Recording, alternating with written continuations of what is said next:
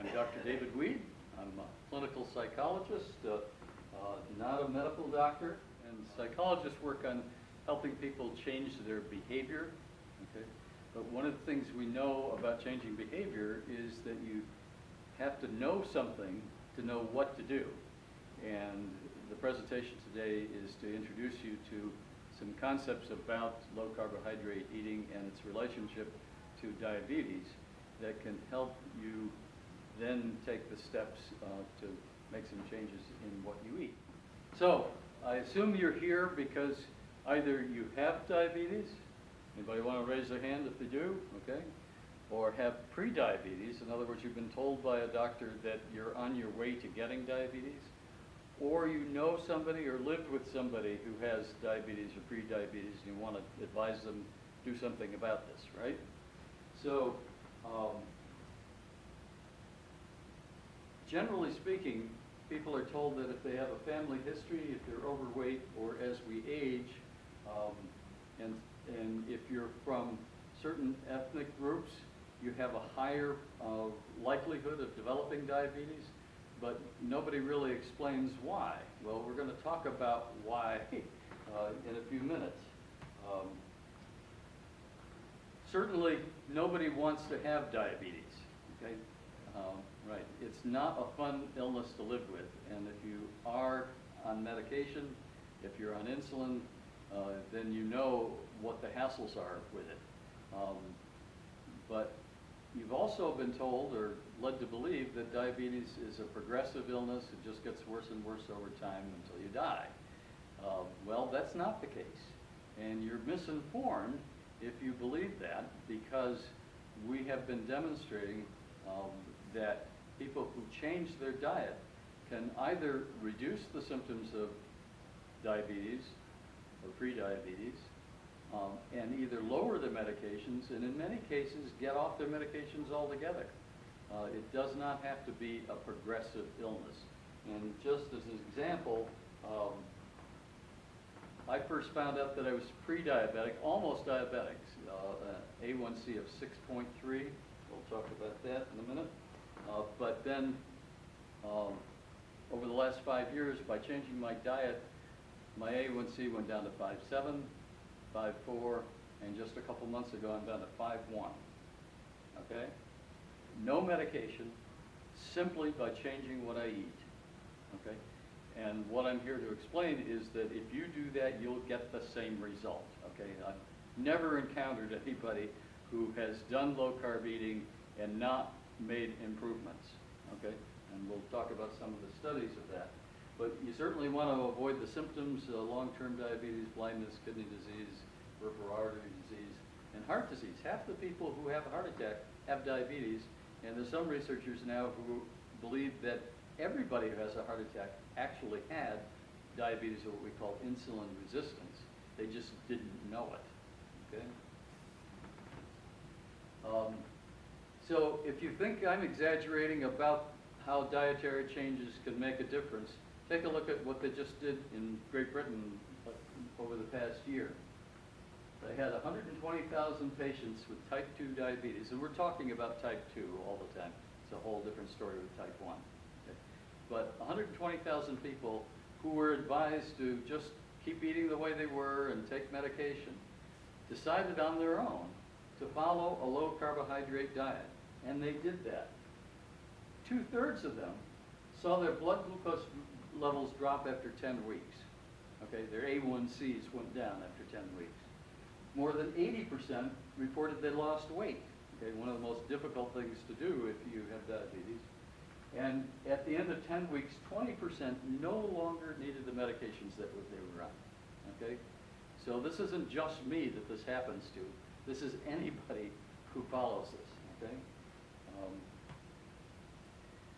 So what is diabetes?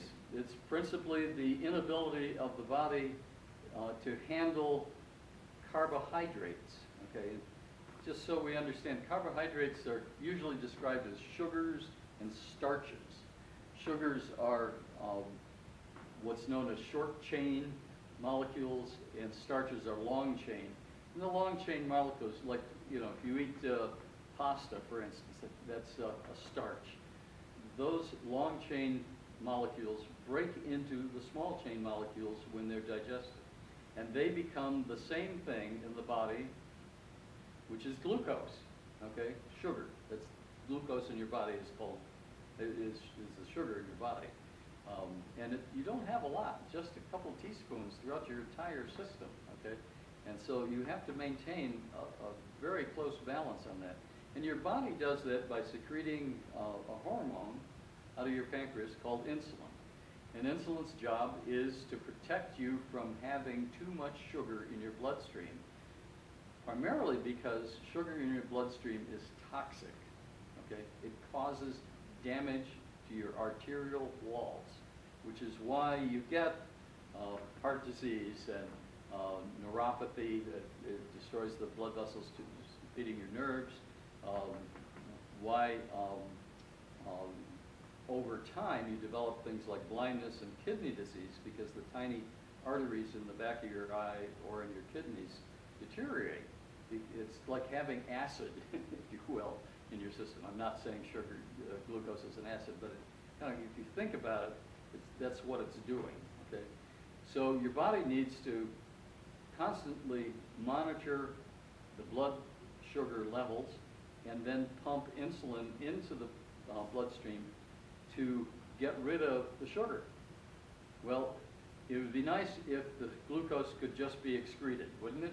Then you could eat all you want, and if you didn't need it, out it goes the next time you go to the bathroom. Not a problem. Unfortunately, that's not how our bodies work. We do not excrete glucose. We just keep trying to put it away. And we do that by storing it in our cells throughout our body.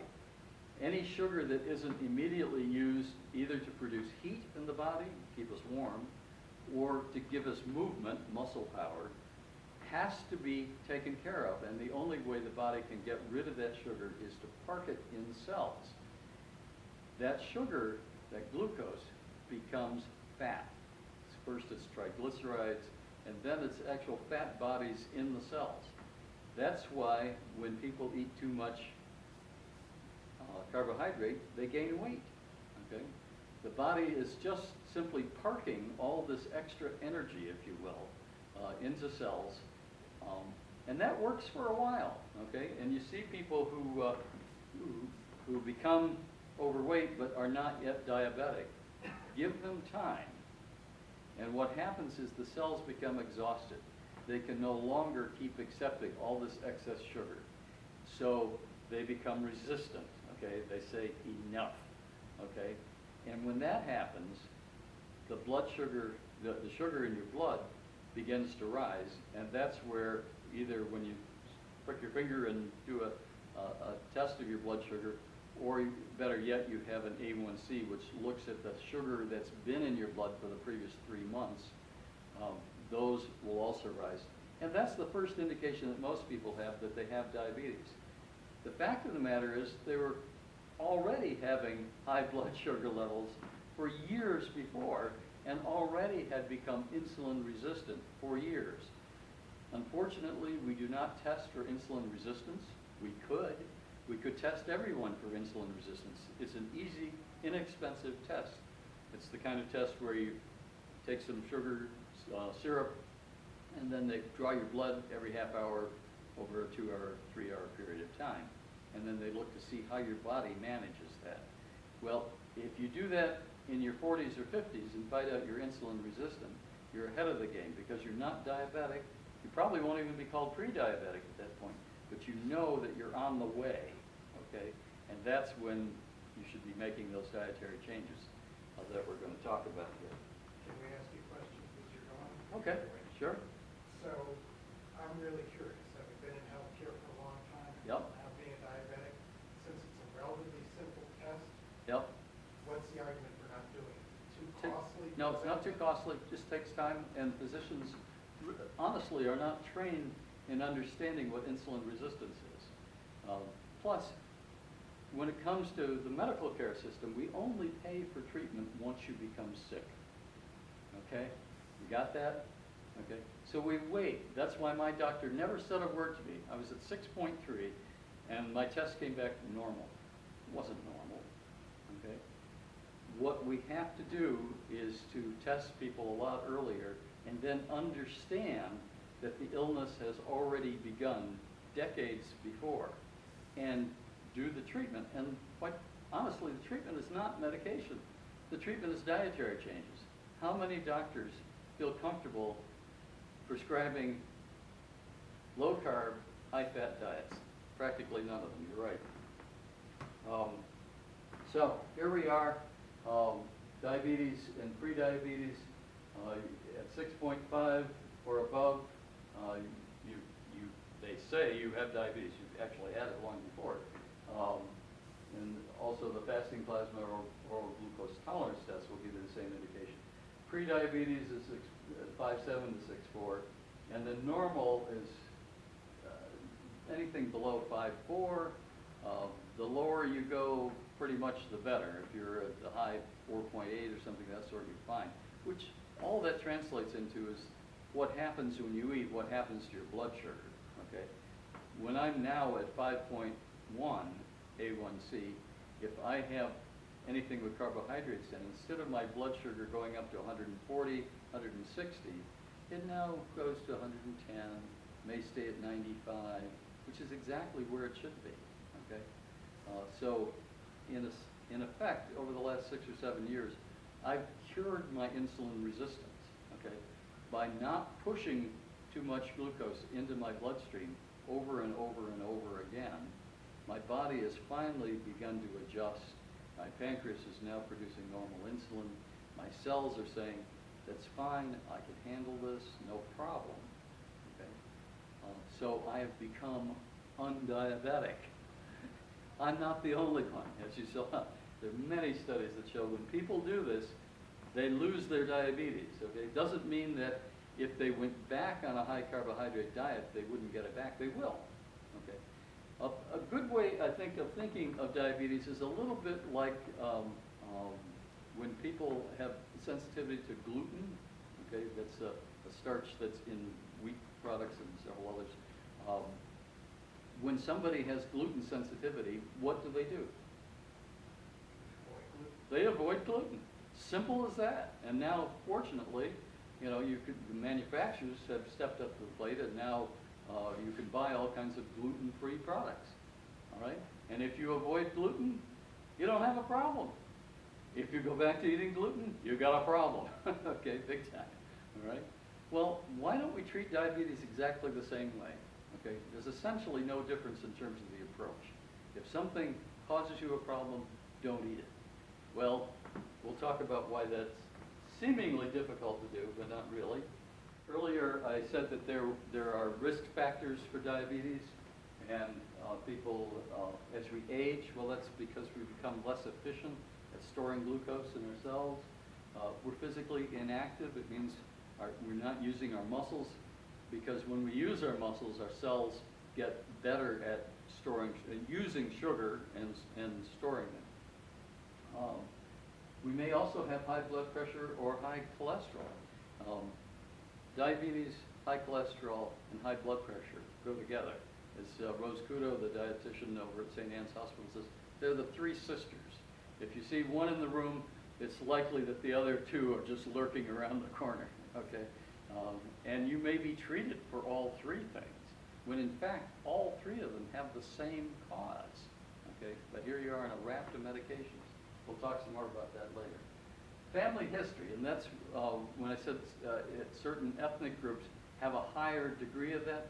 It's because of their family history. We're not really sure whether that's genetic per se or whether that's cultural, in the sense that a lot of people have been eating poorly for many centuries, and whether that's really the cause. We'll know when we can get people of many ethnicities on a more sensible diet. It may turn out that that's nothing to do with ethnicity. It's all dietary related. Okay? One indication that it may be much more dietary. Yep. Is Africans don't have the same rates. Absolutely. As Good point. African Americans of diabetes, excellent. Even though we're coming primarily from the same stuff. Right, right. So you share the same genes, but your environment is really the biggest factor. And when you people come to America, Asians are another big group that has no diabetes, they come to America, and 10 years later, they're fully diabetic. Why? They changed their diet. Okay? So type 2 diabetes, as we said earlier, increases glucose in the bloodstream and causes all kinds of damage throughout the body. If you have diabetes, how many people have been told to do at least one of these things? And probably all of them, okay? And they say, oh, just lose weight. And you go, yeah, right. That's not so easy, is it? Gastric bypass. Maybe somebody here has had it, okay? It's not unusual these days. Some of the hospitals are really promoting it, and they're looking at this as kind of the cure. Well, it is true that when people have gastric bypass surgery, often within a few days after the surgery, they lose their diabetes. Okay, it goes away. And that's not because they've lost weight. It's too soon. They haven't lost any weight. And you might say, scratch your head as I did and say, what's going on? Well, what's going on with gastric bypass surgery is the same thing that happens when we fast. Okay, we all fast every night. We get up and we break our fast at breakfast, breakfast. Okay, so fasting is not unusual. All right, people around the world fast. The Muslim world fasts for a whole month, sunrise to sunset. It's many religions promote fasting. Christianity used to do that more. They don't do much now. But fasting as a spiritual discipline also has benefits for the body. And one thing that fasting does is it resets the dial in terms of diabetes. Okay? By backing off on carbohydrates for extended periods of time, your body has a chance to recover. Okay? So gastric bypass does the same thing. It simply says, oh, we've taken all the carbs out of your system. Okay? 3 days later, your blood sugar is plummeted. Okay? And now your pancreas is beginning to work appropriately, and sure enough, you don't have diabetes, okay, in a matter of days. Well, I would say if you simply stop eating for those same several days, you'd get exactly the same effect. And there's a guy, Dr. Jason Fung, up in Toronto, who actually treats a lot of diabetics with fasting. Okay, I tried it most recently for 3 weeks by just not eating breakfast. Okay, 12-hour fast. Didn't have anything for 12 hours. Did that for 3 weeks. I lost 3 pounds. Not a big deal. But that's when my blood sugar went from 5.4 to 5.1. Okay, so fasting helped reset my dial. Okay, and it's, you know, everybody thinks you got to eat all the time. That's the American culture. You know, every 2 or 3 hours. The French think we're crazy because we have the snack. Okay, we snack all day long. Well, if you want to create diabetes, do that. Okay, because you're constantly forcing your pancreas to pump out insulin to handle the carbohydrates you're putting in your body, and your body never has a chance to recover. Okay, that's not how we were designed. When we evolved over time, we had many periods of scarcity. Okay? In fact, it's only been in the last couple hundred years that we've seen large sectors of the world population who never have food scarcity. Okay? I'm 70 years old. I've never had gone without a meal or access to a meal unless I chose not to. Okay?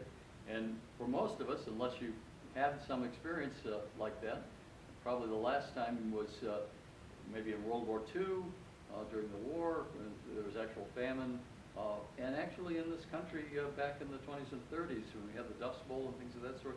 The reason that we created the USDA, the Department of Agriculture, who now tells us what we're supposed to eat, is because we had a lot of underweight people back then. That was the big concern. When we went to recruit people for World War II, we had to reject a lot of them because they were skinny, they were underweight. So we created a system that puts weight on. What do farmers do when they want to fatten a pig? What do they feed them? Anybody a farmer? Huh? Corn. Corn, and one other thing. Something I didn't know. Soybean? No, skim milk. Because when you take the fat out of milk for butter and things of that sort, you end up with skim milk. And a long time ago, nobody wanted it. It's like water, you just throw it away. Well, it turns out that it has a lot of sugar in it. Okay, so if you put corn and skim milk together, a pig will fatten up very nicely.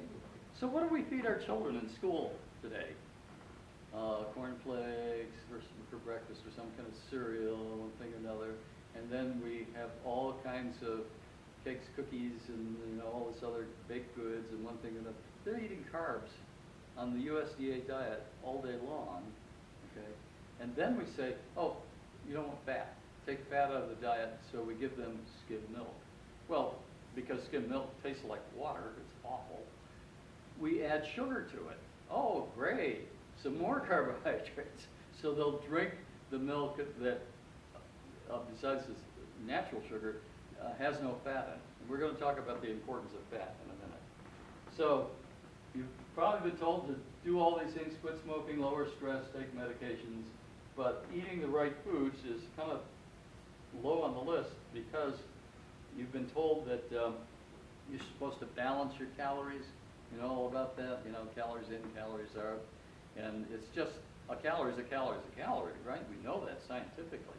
Why, 100 calories of Coca-Cola is just as good as 100 calories of broccoli, right? Right? Wrong? Well, Coca-Cola keeps telling us that, okay? Because they want to sell Coca-Cola. They're having big problems with soda sales. But the point is that different foods react very differently in your body. And when you learn to eat the right foods, you'll find that your body works just fine. Unfortunately, what we've been advised for years is to eat foods high in carbohydrates. So when we gain weight, we become insulin resistant, as I've said. The calories in, calories out theory is wrong. In fact, it's the fact that our blood cells can no longer accept the glucose that we're putting into our body that leads to disease.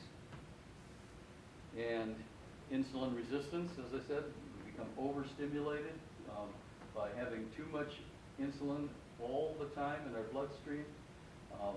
And eventually, you can get to the stage where the pancreas just literally stops producing any insulin, and then you're insulin dependent. You have to do injections all the time. But eating low carb gives you a chance to recover. So let's talk about reducing carbohydrates here. I'm going to get to the wrong place here. So as the cartoon says, you can enjoy diabetes, high cholesterol, and hypertension, or you can suffer from good health. Okay. So if you don't have diabetes yet, you want to eat as if you did, and then you won't get it. Okay, that's one way of thinking about this. If you do have diabetes, stop eating the foods that make you sick. All right? Pretty simple, right? Oops, I keep going one too far. Well, these are the carbs. Does this look familiar? This is what's called the SAD, the Standard American Diet. Okay, this is quite frankly the diet we're told that we should be eating, right? Remember when the food pyramid came out? Okay, 6 to 11 servings of carbohydrates every day. Okay, I don't even eat one now. Okay, but people who are eating, and that's a recommended diet. That means that people are eating more than 11. Okay, it was recommended they cut back to 11. All right.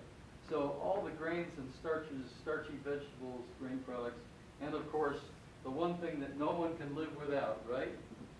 Nobody can live without bread. Isn't that true? People die if they don't have bread. I've seen that. They're on the side of the street. Oh, he didn't get enough bread. He's dead.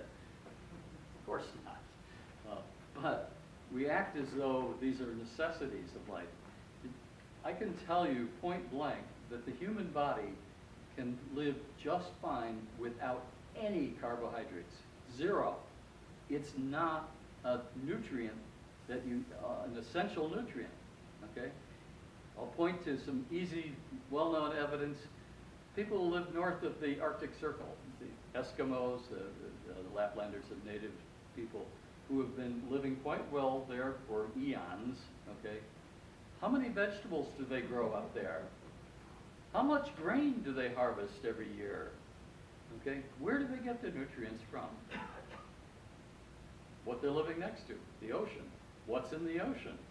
Fish, seal, whale, okay? loaded, and particularly seal and whale loaded with what? Fat, okay? They eat fat. They eat like 60 to 80% of their diet is fat. 0 carbohydrates. Now guess what their cholesterol level is? Like way low, like 108. What their high blood pressure is? Way normal, okay? No problems. And what their diabetes rate is? 0, okay? So these are people who live off the land, live whole, unprocessed food that nature provides, and do very well.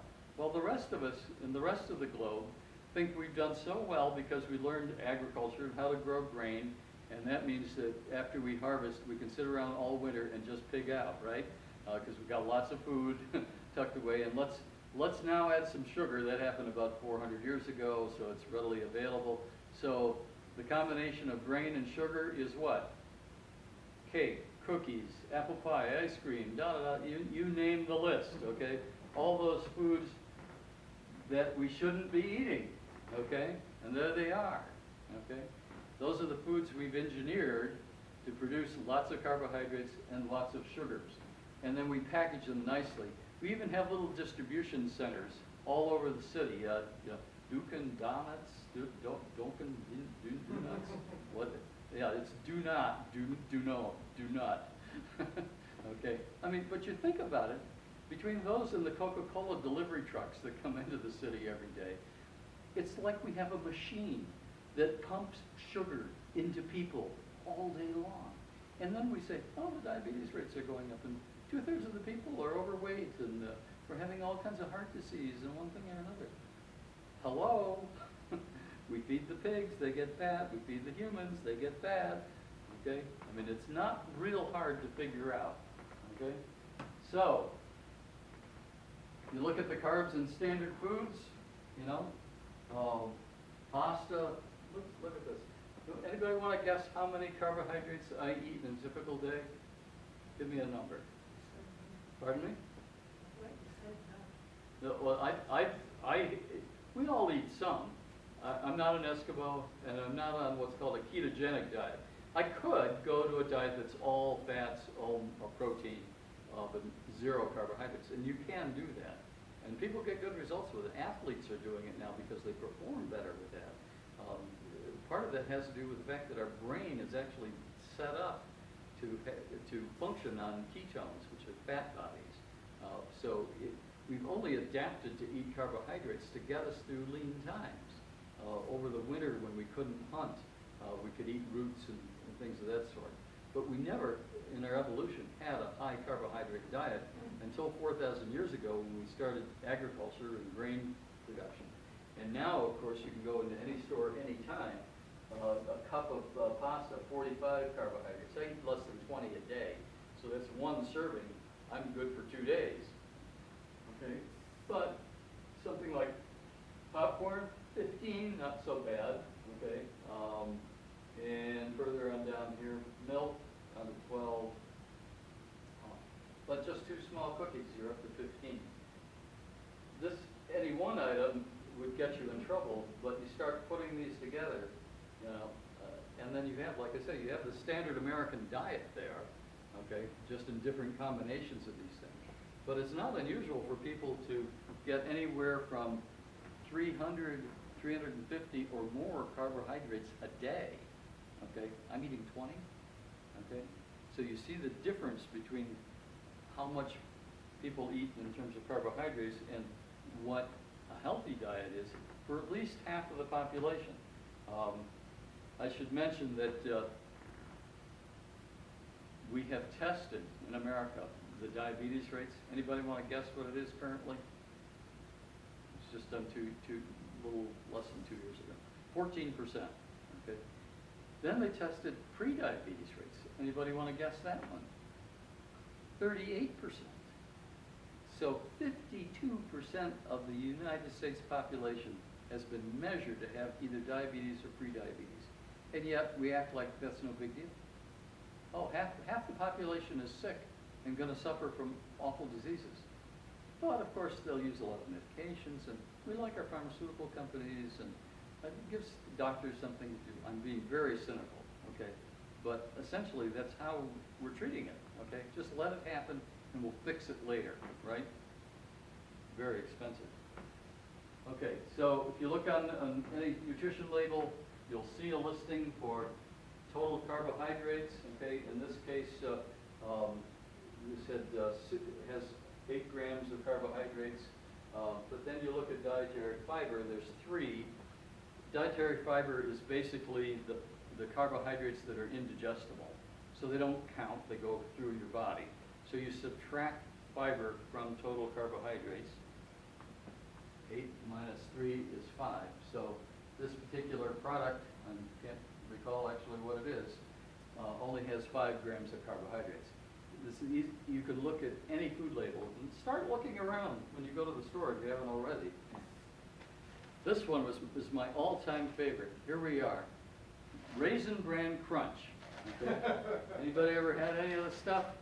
Okay. Anybody want to guess what the carbohydrate content of this is? 55. Well, that's kind of what I thought it would be, but guess again, total carbs, 68 grams in one serving, okay? But you'll find people who say, oh, raisin bread's good, it's good for you. Oh, Bran's good for you, and raisins, the fruit, yeah, it's good for you. Yeah. Principally, this is so high because of all the sugar that's added to this, okay? But you tell them, have some coconut oil, they go, oh, that's horrible, that's fat. It'll kill you, clog your arteries, right? We'll talk about that. So, all carbohydrates have the same impact on blood sugar. So, in order to not eat carbohydrates, can I just eliminate carbohydrates? People say, oh, you're on a low-carb diet, that means you don't eat any carbohydrates. No. I just monitor how much I eat. Big problem with bread, too many carbohydrates, 18 grams of carbohydrates in a slice of bread. So I get Joseph's low-carb, I'll get the package up later if you want to look at it. It's a wrap, okay? And it's only got 8 net carbs. I cut them in half, so I'm down to 4 carbs, okay? So that takes care of how do you eat something in your hand. That's really the only reason I eat it, so I can, unfortunately, I eat while I drive.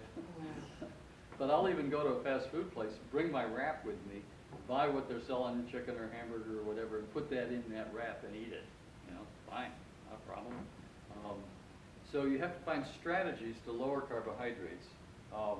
And as you do, you want to monitor your weight, blood sugar, blood pressure, etc. And you'll watch those all improve, okay? It's just amazing. It takes about 3 weeks for most people, and they'll start seeing those changes. So we're going from maybe a low carbohydrate diet. Some people say, well, just cut some. That doesn't really do much. A really low carbohydrate diet is really down around 50 carbs a day. I'm doing even very low carb, down to 20. But you'll know if you stop losing weight, you're eating too many carbs. Okay, if your blood sugar is going back up again, you're eating too many carbs. Everybody's different. Okay, so you need to experiment and see. Keep cutting out carbs and replacing them with fats and protein, but primarily fat, and watch what happens. Atkins began recommending this back in the 90s, and it's still okay, but he didn't have the science we have available now. So it's still the low-carb approach that works, but we know you can eat a lot of vegetables. I eat a lot of vegetables. That's where I get my carbohydrates from, principally, the vegetables. But something like broccoli that'll only have 4 or 5 grams of carbohydrates in a nice big serving of broccoli, it's fine. It's not too much carb, and I get the vitamins and nutrients and the fiber that I need, so it's good. So you want to modify that. If you go on a low-carb diet, you definitely need to consult with your physician if you're on medication, because you will probably need to cut back on your meds, particularly if you're on insulin. So if you're taking insulin, just don't go home and stop eating carbs and keep taking the same amount of insulin. You'll have a problem. You need to talk to your doctor and say, I'm going to reduce the carbs in my diet by this much. How should I change my insulin? Okay.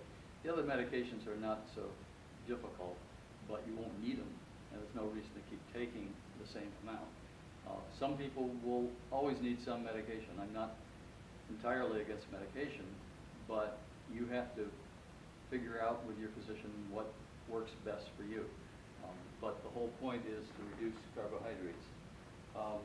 So if you're not going to eat carbohydrates, you're going to eat a lot of other things, hardly any grain, but plenty of vegetables, protein with no problem, some low sugar fruits, berries in particular, fats and nuts, okay, really important. I eat half an avocado every day. I eat almonds every day, okay? I'll cook your food in olive oil, and we'll talk a little bit more about that. Cheese, okay, unless you're intolerant of cheese, is a great source of very, very low carb food with plenty of natural healthy fats in them that'll keep you feeling full longer. And really a little bit of beans, but not too much, and certainly as little grain as possible, and that means all those baked goods and everything else, right? So those are all the things that you can eat anytime, and I'll hand that out to you so you won't have to write all this down. But you want to avoid sugar, starch, industrial fats like margarine, and of course beer, but wine's okay because there's very little sugar in it, and spirits are okay too. I mean, whiskey has no carbohydrates. Not saying you should. I'm just telling you, okay? Right. And so those are all the fruits. Let me finish up with really talking about fat. What have we been told about fat? Fat's good for you or bad for you? We've been told what? It's bad, right? Avoid fat. And our manufacturers have gone the extra mile for us and created thousands of low-fat products, right? Everything from yogurt to you name it, peanut butter, you name it, anything, you know. It's all low-fat, low-fat, low-fat. Go through any grocery store. A quarter of the products there are manufactured to be low-fat, okay? Why is fat supposed to be bad for us? And I'll mention the real dirty word, saturated fat. Why is saturated fat supposed to be so bad for us? What does it cause? What does it do in our bodies? You know about the plumbing theory of fat? Okay? You put fat in your mouth, where does it go? To your heart. Into your blood vessels, exactly, and clogs them. Just like when you put fat down the kitchen sink, you know, and then you have to call a plumber in 3 weeks because you put too much fat in there and it's now all congealed and nothing can get through. And that's the way, I swear, most physicians think about it, okay? Nothing could be further from the truth. That is not how our bodies work. The fat we put in our mouths does not become the fat in our arteries. In fact, the fat in our arteries comes from our liver. We manufacture that fat. It's called cholesterol, okay? And it's something that's good for us, all right, that we would die without, okay? Why is that cholesterol stuck in our arteries? Because we're eating too much refined grains and sugars. And any cardiologist, and I'll give you a list of them if you want to talk to them, will tell you that. They know that heart attacks don't come from eating fat. They come from a diet full of refined grains and sugars. In other words, the standard American diet with all that stuff I showed you up on the board. Your body turns that sugar into something called triglycerides and then develops something called very low density lipoproteins. And those little pellet-like things are what gets lodged in your artery wall. And then your body does what it always does. When you have a wound inside your body, it adds cholesterol to heal it, to cover it over. And that'll work for a while until it erupts inside your artery. Then you either have a stroke or a heart attack. Okay? So the cause of heart disease is not fat. The cause is carbs and sugars. Okay? And there are many articles here, and I can get you hundreds of others telling you that. Do you see that in the literature now? Is that in the newspaper every day? No. Do you continue to hear dietitians say, cut the fat, cut the fat? Yes, I talk to them all. Some of them are with it, and some of them refuse to pay attention to the research on this stuff. Fat is not the problem. In fact, as I said earlier, fat is your friend, because when you take carbohydrates out of your system, you need to replace the calories, otherwise you'll starve, okay? Well, you could put more protein in, but unfortunately protein, we don't need a whole lot, about 4 ounces a day, will keep us alive forever.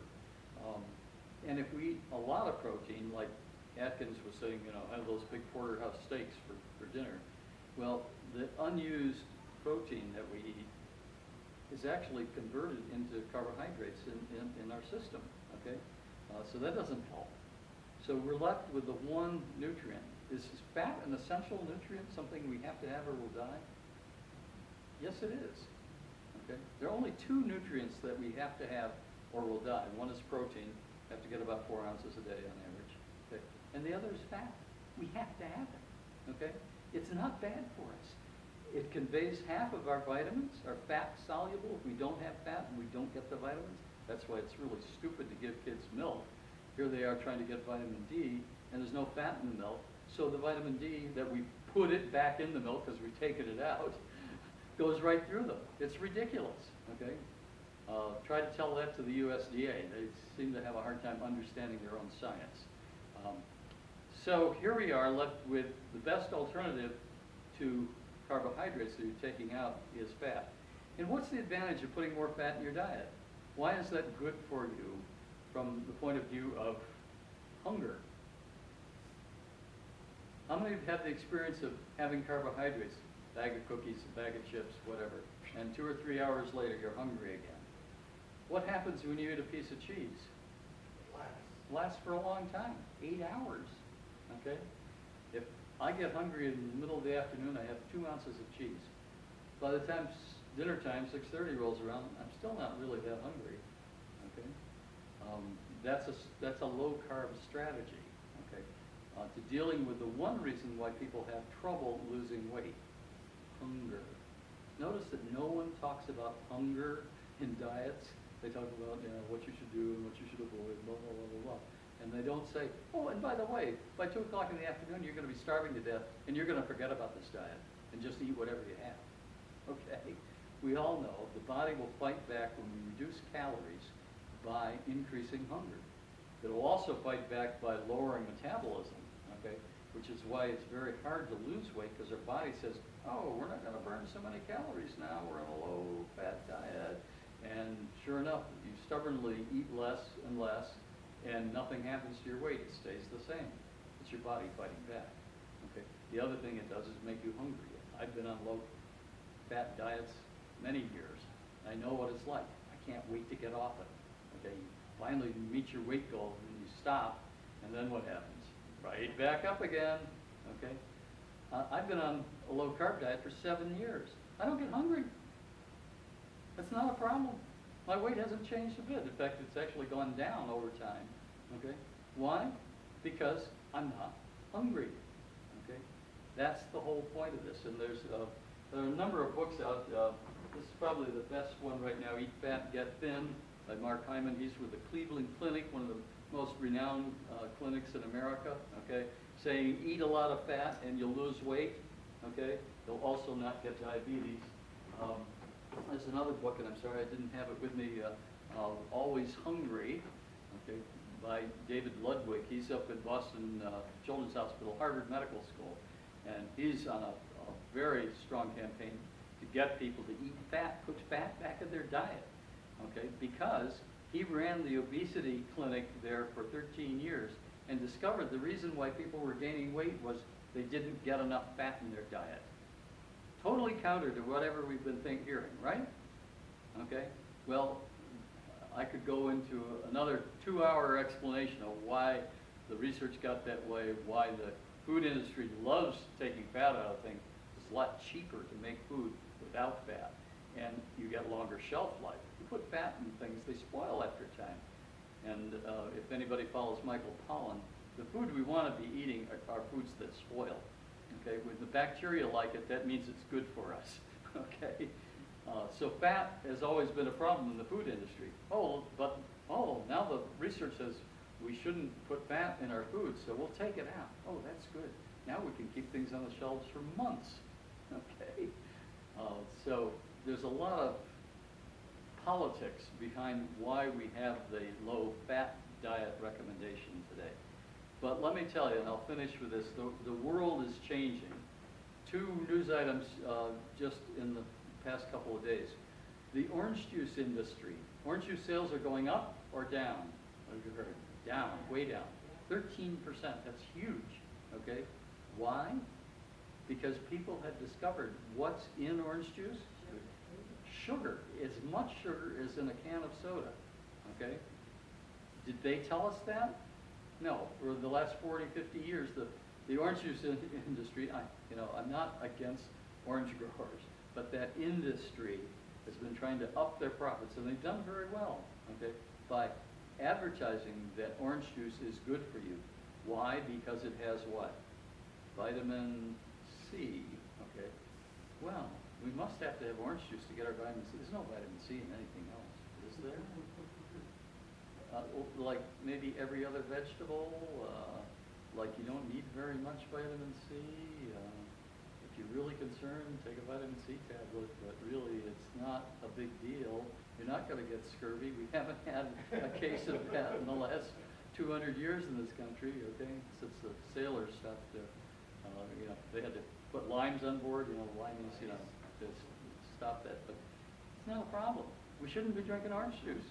And we're now selling children 4 ounces, that's it. So any more than that, not good for you. Okay.